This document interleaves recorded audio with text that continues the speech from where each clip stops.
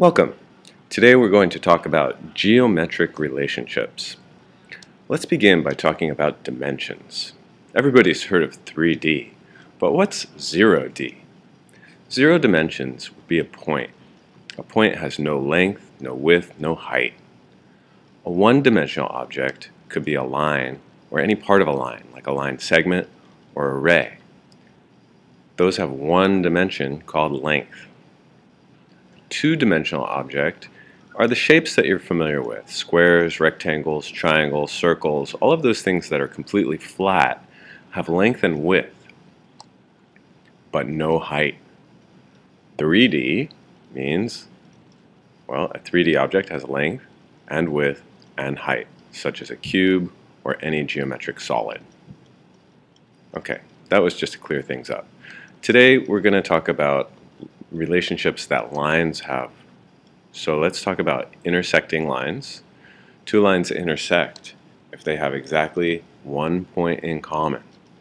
Here's a pair of intersecting lines, and you can see the point they have in common.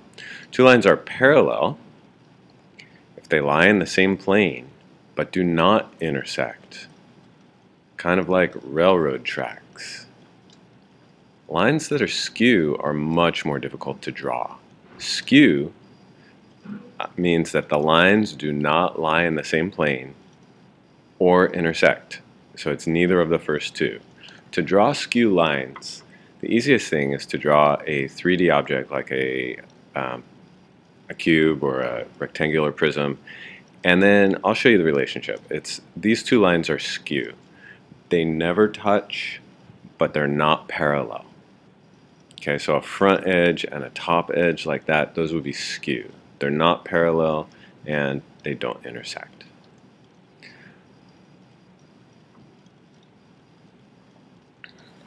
Perpendicular lines intersect to form 90-degree angles or right angles. So here's a pair of perpendicular lines. Let's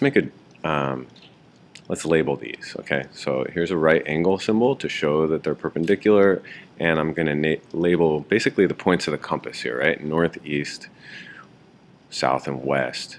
And so the two lines could have these two names, right? The line that goes north-south is perpendicular to the line called east-west.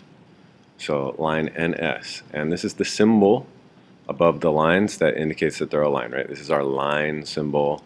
This is the symbol for perpendicular. When you see this symbol, it's read as perpendicular, okay? And it is formed by two lines that are perpendicular. To be perpendicular, it doesn't have to go all the way through. It can just be touching like this, as long as it creates a 90-degree angle. Please draw this diagram, this rectangular prism, and label the points M, N, Q, R, all the way up to S. We're going to name all the relationships of the lines here, beginning with all the segments that are parallel to segment MN. And this symbol is the symbol for parallel lines right here. This means that lines are parallel. And this bar across the top of MN indicates that that's a segment, not a whole line and not a ray. And I'm going to highlight. So I urge you to have 3 different color highlighters because we're going to do parallel, perpendicular, and skew. So first of all, I'm highlighting MN. Now I want to highlight in one color all the lines that are parallel to MN. Can you pick them out? Can you highlight them yourself? Give it a try. QR is the first one that I see, so I'm going to write the statement that MN is parallel to segment QR. Another parallel segment could be TP. So we'll say that segment MN is parallel to segment TP. And the final one, from V to S, so MN is parallel to VS. So using the same diagram and still comparing to MN, let's find all the line segments that are perpendicular to MN. That means they intersect it at a 90-degree angle. Can you see any? MN is perpendicular to NP. NP intersects it and it makes a right angle. MN is also perpendicular to MT.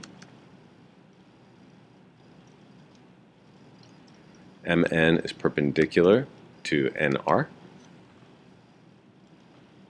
And there's one left. MN is perpendicular to, in the back, MQ.